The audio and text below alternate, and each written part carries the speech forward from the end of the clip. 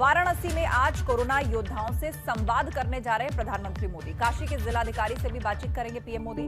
सुबह 11 बजे video conferencing के जरिए बातचीत होगी। वाराणसी प्रशासन ने कार्यक्रम को लेकर पूरी तैयारियां कर ली हैं। कोविड प्रबंधन पर प्रधानमंत्री ने की है वाराणसी डीएम की तारीफ और आज वीडियो कॉन्फ्रेंसिंग के जरिए बातचीत करने जा रहे हैं प्रधानमंत्री मोदी। प्रशासन ने कार्यक्रम को लेकर सभी तैयारियां पूरी कर ली गई हैं। कोविड प्रबंधन पर पीएम ने वाराणसी डीएम की काफी तारीफ भी की पिछले दिनों और आज सीधे तौर पर जिलाधिकारी से बातचीत करने जा रहे हैं। इस दौरान कुछ कोरोना योद्धाओं से जो कोरोना से रिकवर करके आए हैं उनके साथ भी संवाद करेंगे प्रधानमंत्री मोदी। वाराणसी जो कि उनका खुद का संसदीय क्षेत्र है, उसके मॉडल की बीते दिनों उन्होंने तारीफ की थी और आज काशी के जिलाधिकारी से वीडियो कॉन्फ्रेंसिंग के जरिए सुबह 11 बजे बातचीत करेंगे प्रधानमंत्री मोदी और कुछ कोरोना योद्धाओं से भी मिलेंगे। मतलब ऐसे लोग जो कोरोना को मात देकर आए हैं उनसे भी इंटरेक्शन करेंगे प्रधानमंत्री मोदी। प्रशासन ने इस कार्यक्रम को लेकर सारी तैयारियां कर ली हैं। कोविड प्रबंधन पर पीएम ने वाराणसी के डीएम की पिछले दिनों तारीफ भी की थी। किस तरह से वाराणसी में कोविड मैनेजमेंट किया जा रहा है उसे लेकर आज जिलाधिकारी से बातचीत भी पीएम करेंगे।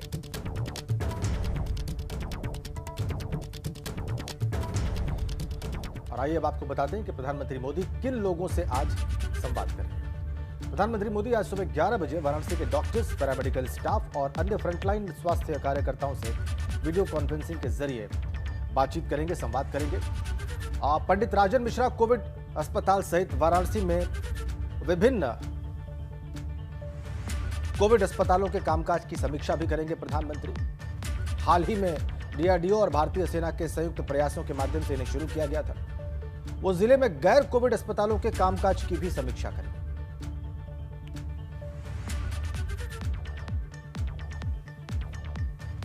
और अब एक बड़ी खबर, आज लखीमपुर खीरी के दौरे पर रहेंगे सीएम योगी। कोविड कमांड सेंटर का निरीक्षण करेंगे मुख्यमंत्री। अधिकारियों और जनप्रतिनिधियों के साथ भी मुख्यमंत्री बैठक करेंगे। वैक्सीनेशन सेंटर भी जा सकते हैं सीएम योगी। देर शाम CM Lucknow Covid command centre जाएंगे। राजधानी में भी जनप्रतिनिधियों और अधिकारियों के साथ वो बैठक करेंगे। तो आज सीएम का लखीमपुर खीरी का दौरा है। यहां पर कोविड कमांड सेंटर पहुंचेंगे, निरीक्षण करेंगे, व्यवस्थाओं का जायजा लेंगे।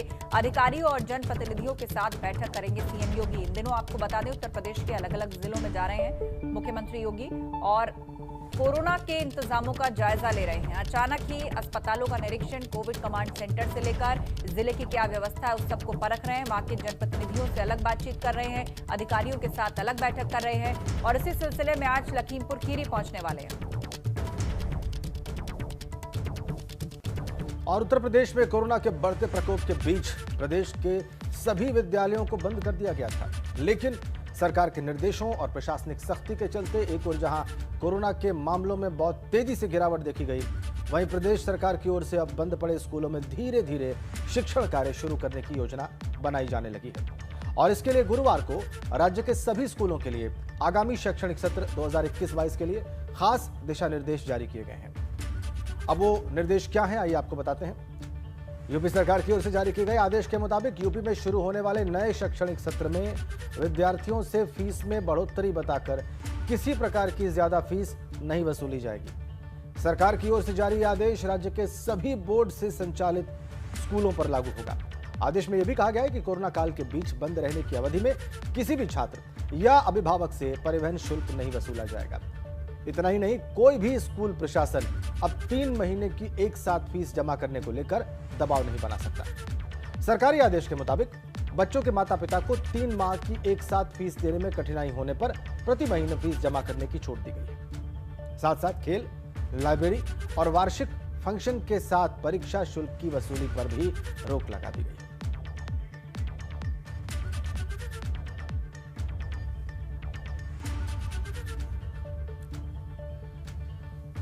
तो सरकार का प्रयास कि स्कूलों की मनमानी पर रोक लगाई जाए और अभिभावकों को राहत दी जाए इस कोरोना काल के बीच में और आंशिक लॉकडाउन की चीजों के बीच में। चलिए आगे बढ़ते हैं, पूर्वांचल की खबरें देखते हैं सुपरफास्ट अंदाज में। चलिए शुरुआत करते हैं फटाफट खबरों की। गाजीपुर में कोविड गाइडलाइन के उल्लंघन का वीडियो सोशल मीडिया पर वायरल हो रहा है। लॉकडाउन में कुश्ती दंगल प्रतियोगिता का आयोजन किया गया, जिसे देखने के लिए भारी भीड़ जुटी।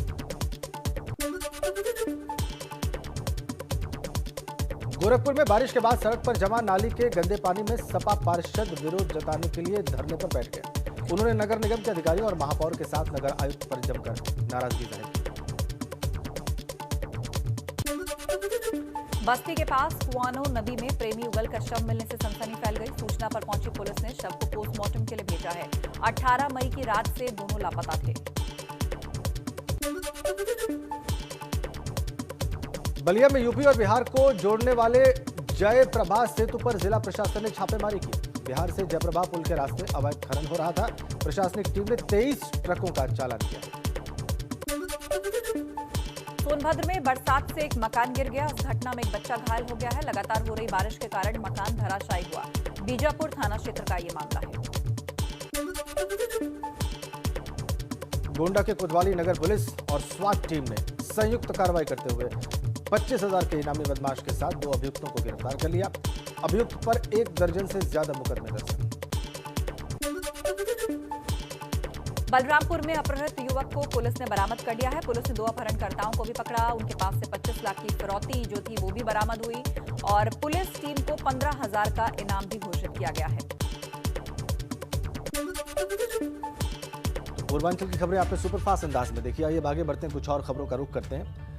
अब ताउते तूफान की बात करते हैं। शुक्रवार यानी आज भी यूपी और उत्तराखंड के कई शहरों में बारिश का सिलसिला जारी रहेगा। भारी बारिश को लेकर कई जिलों में ऑरेंज अलर्ट भी जारी किया गया। भारी बारिश की वजह से पहले ही उत्तर प्रदेश और उत्तराखंड में जानमाल का भारी नुकसान हो चुका है। सीएम योगी ने नुकसान का संज्ञान लेते हुए राहत आयुक्त को निर्देश दिए हैं। ताउते चक्रवाती तूफान और पश्चिमी विक्षोभ की सक्रियता के चलते मौसम में यह बदलाव देखा जाएगा। बारिश के दौरान 30 से 50 किलोमीटर प्रति घंटे की रफ्तार से आंधी भी चलने की आशंका जाहिर की गई। साथ साथ बिजली गिरने के खतरे के प्रति भी लोगों को आगाह किया गया है। पीलीभीत, बरेली, रामपुर, मुरादाबाद, अमरोहा, बिजनौर और सहारनपुर में खास तौर पर अलर्ट जारी किया गया है। और चलिए ज्यादा जानकारी के लिए रुक करेंगे। हमारे 2 सहयोगी हमारे साथ जुड़ रहे हैं। लखनऊ से अनुभव शुक्ला हैं तो रुद्रप्रयाग से रोहित डिमरी हमारे साथ हैं। सबसे पहले रुक करेंगे हम अनुभव शुक्ला का जो लखनऊ से हैं। अनुभव, लखनऊ में इस वक्त मौसम कैसा है और मौसम विभाग ने क्या अनुमान लगाया? क्योंकि दिल्ली एनसीआर जहां पर हम बैठे हैं लगातार आज ये दूसरा कह लीजिए तीसरे दिन की शुरुआत है जब सुबह उठ के सूरज के दर्शन नहीं हुए। देखिए, बिल्कुल अगर राजधानी लखनऊ की बात करें तो यहाँ पर भी बादलों की आवाजाही जारी है। आसमान में हमें बादलों का डेरा जो है वो दिख रहा है। और अगर तापमान की भी बात करें तो इस वक्त 26 डिग्री के आसपास तापमान बना हुआ है। और मौसम विभाग का कहना है कि आज बारिश की भी संभावना है। ज़्यादा बारिश नहीं होगी, हल्की बारिश होगी, लेकिन संभावना पूरे दिन बारिश की है। और मौसम विभाग ने जो अलर्ट जारी किया था वो 18, 19 और 20 3 दिनों के लिए तो महत्वपूर्ण था।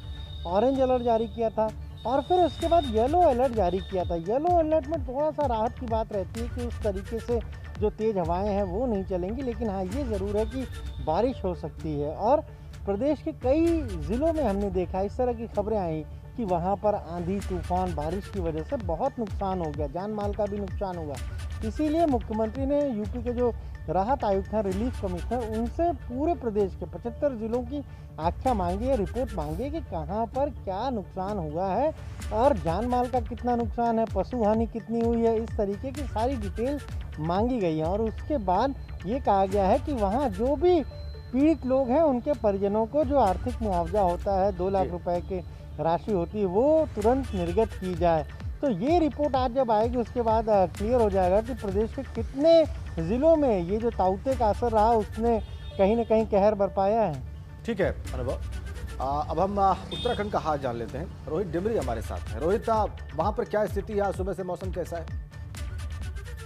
मौसम की बात करूंगा तो मौसम अभी फिलहाल थोड़ा हल्का साफ है, क्योंकि धुंध भी छाई हुई है और कई जगहों पर देखा जा रहा है कि हल्की सी धूप भी आ चुकी है। तो हम फिलहाल बात करेंगे 2 दिनों से जो बारिश हुई है लगातार, तो उसके कारण जो है जनजीवन जो घाटी का है, जिले का है, खासा प्रभावित हुआ है। इस बारिश से जो नुकसान हुआ है सबसे ज्यादा वो ग्रामीण इलाकों में हुआ है, क्योंकि ग्रामीण इलाकों में जो गाढ़ गजरे हैं वो उफान पर आ चुके हैं। इसके अलावा जो उनकी फसलें हैं, जो मंडवा की फसलें हैं वो खराब हो चुकी है। इसके साथ ही जो मंदाकिनी नदी का जो जलस्तर बढ़ा है उस कारण भी काफी दिक्कतें लोगों को हुई है, क्योंकि मंदाकिनी नदी जो है केदारनाथ से बहती है और उससे सटे हुए कई इलाके ऐसे हैं जो मंदाकिनी के जो किनारे बसे हुए हैं। तो ऐसे में कह सकते हैं कि कल की ही बात है जब चंद्रापुरी में एक वाहन नदी में समा गया और अभी तक वाहन का कहीं अता पता नहीं चल पा रहा है। और जो आवासीय भवन है उनको भी खतरा पैदा हो गया, क्योंकि लगातार कह सकते हैं कि आज की हल्की बारिश का अनुमान जो है मौसम विभाग की ओर से दिया गया है। तो ऐसे में जो लोग हैं उनको सुरक्षित स्थानों पर जाने के लिए कहा जा रहा है,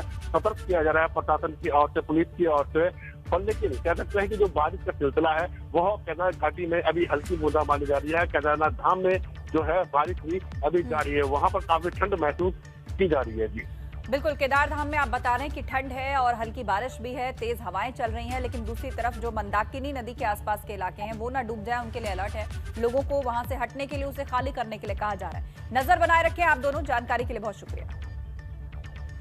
उधर यूपी में बारिश के चलते हालात बेहद खराब हो गए हैं। यहां जगह जगह सरकारी क्रय केंद्रों पर प्रशासनिक लापरवाही के चलते गेहूं पानी में भीग गया है। आपको हम गेहूं के बर्बादी की 5 तस्वीरें इस वक्त दिखा रहे हैं। पहली तस्वीर हापुड़ की है। यहां पर 1600 बोरी गेहूं पानी में भीगकर बर्बाद हो गया। मुरादाबाद में 1500 क्विंटल गेहूं बारिश में भीग गया। फतेहपुर की बात करें तो यहां पानी में भीगने से हजारों क्विंटल गेहूं बर्बाद होने की खबर है। इटावा में 800 बोरी गेहूं पानी में भीग गया है और प्रतापगढ़ भी इससे अछूता नहीं है। यहां तो लाखों क्विंटल गेहूं पानी में भीगकर बर्बाद हो गया है। तो क्रय केंद्रों का हाल देखिए, यहां पर सरकारी इंतजाम ठीक से नहीं थे, इसीलिए बारिश के कारण कितनी बर्बादी हुई है अनाज की, गेहूं की। 1500 से लेकर हजारों लाखों क्विंटल तक गेहूं पूरे यूपी में खराब हो गया है इस बारिश के चलते, बद इंतजामी के चलते। देखिए कहीं खुले में पड़ा है, बोरियां यूं ही पड़ी हुई हैं, अंदर रखने की जगह नहीं है, वक्त रहते इंतजाम नहीं किए गए। और मौसम विभाग ने ये आशंका जताई है कि आने वाले 1-2 दिनों तक मौसम ऐसा ही बना रहेगा, रुक रुक कर बारिश होती रहेगी। तो अंदाजा लगाइए कितने बड़े पैमाने पर अनाज यानी गेहूं का कितना नुकसान हुआ है।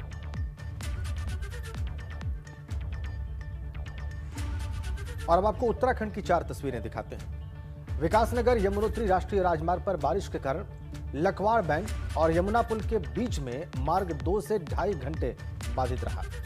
जगह जगह रोड पर पत्थर और मलबा आ गया था और इससे गाड़ियों की लंबी कतार लग गई। दूसरी तस्वीर जोशीमठ विकासखंड के उर्गम घाटी में अरोसी गांव जाने वाले कच्चा पुल बरसाती के नाले तेज के बहाव में बह गया और ग्रामीणों ने मुश्किल से भागकर अपनी जान बचाई। अचानक नाले में उफान आने से पुल बह गया। और तीसरी तस्वीर जो आप देख रहे हैं वो चमोली की है। वहां पर धौली गंगा का जलस्तर बढ़ने से तपोवन टनल के पास भंग्युल गांव को जोड़ने वाला झूला पुल बह गया। बीती 7 फरवरी को ऋषिगंगा में आई जल प्रलय के बाद पीडब्ल्यूडी ने 2 महीने पहले इसे तैयार किया था। चौथी तस्वीर हरिद्वार की। मूसलाधार बारिश से जल भरा हो गया और इस वजह से हरिद्वार नजीबाबाद हाईवे पर पानी भर गया। इसमें एक कार फंस गई और हाईवे पर पानी इस कदर भरा हुआ था कि कार तैरने लग गई।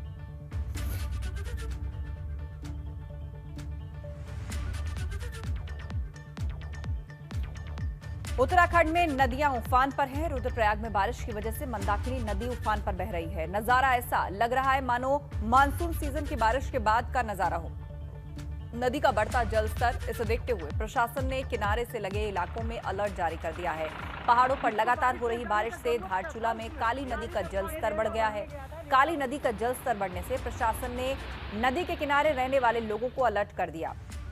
आपको बता दें, काली नदी भारत और नेपाल सीमा पर बहने वाली नदी है, जिसके किनारे पर एक तरफ भारत का हिस्सा है तो दूसरी तरफ नेपाल है। इससे लगते हुए कई इलाके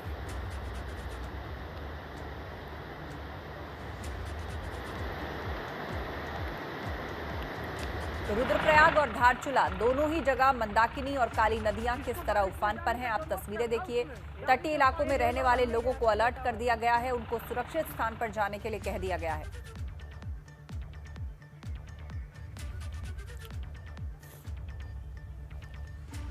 चलिए आगे बढ़ते हैं। अवध क्षेत्र की खबरें आपको सुपरफास्ट अंदाज में दिखाते हैं। चलिए शुरुआत करते हैं। बीजेपी प्रदेश अध्यक्ष स्वतंत्र देव सिंह ने कोरोना संक्रमण जागरूकता रथ को हरी झंडी दिखाई। ये रथ अलग अलग जिलों में जाकर लोगों को जागरूक करेगा, साथ ही मेडिकल किट भी बांटेगा।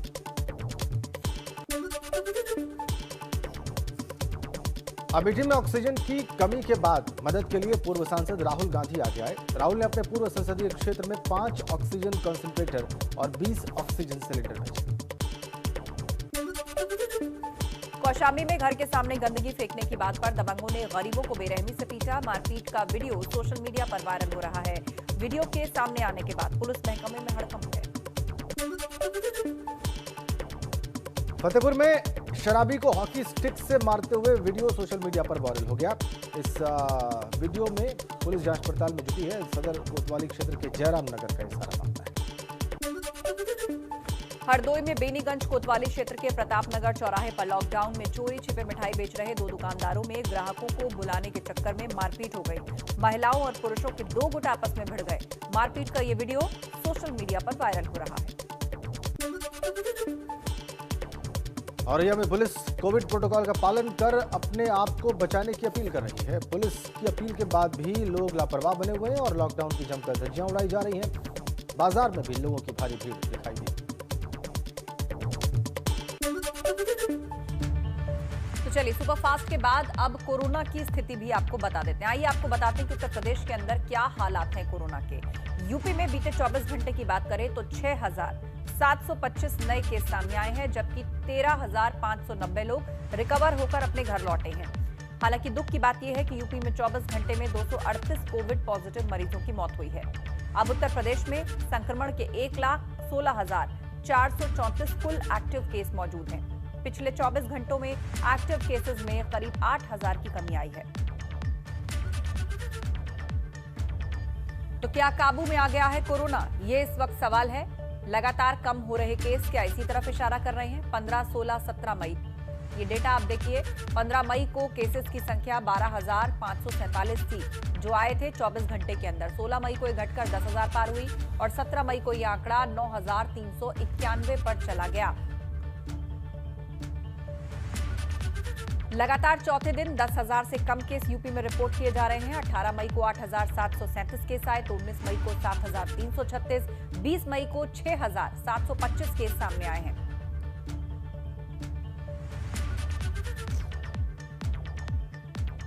और कोरोना संक्रमण की रोकथाम के लिए पूरे उत्तर प्रदेश में लॉकडाउन लगा हुआ है। इसी वजह से प्रदूषण स्तर भी कम हो गया है। सोशल मीडिया पर अब एक तस्वीर वायरल हो रही है। इसके साथ संदेश में दावा किया जा रहा है कि 150 किलोमीटर दूर हिमालय की पहाड़ियां सहारनपुर से देखी जा रही हैं। पिछले साल भी कुछ ऐसी ही तस्वीरें सामने आई थी। ये देखिए, ये ताजा तस्वीर होने का दावा है। सहारनपुर से हिमालय की चोटियां, बर्फ से ढकी चोटियां दिखाई दे रही हैं। दावा है कि 150 किलोमीटर दूर हैं हिमालय की चोटियां, जो सहारनपुर के मैदानों से साफ साफ दिखाई दे रही हैं। और ये इसलिए क्योंकि प्रदूषण कम हो गया है लॉकडाउन की वजह से।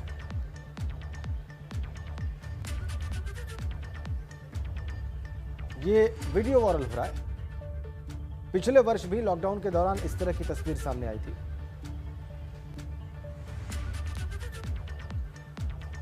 चलिए खबरों में आगे बढ़ते हैं। आपको बताते हैं कि उत्तर प्रदेश और उत्तराखंड में आज क्या खास रहने वाला है। सबसे पहले बात उत्तर प्रदेश की।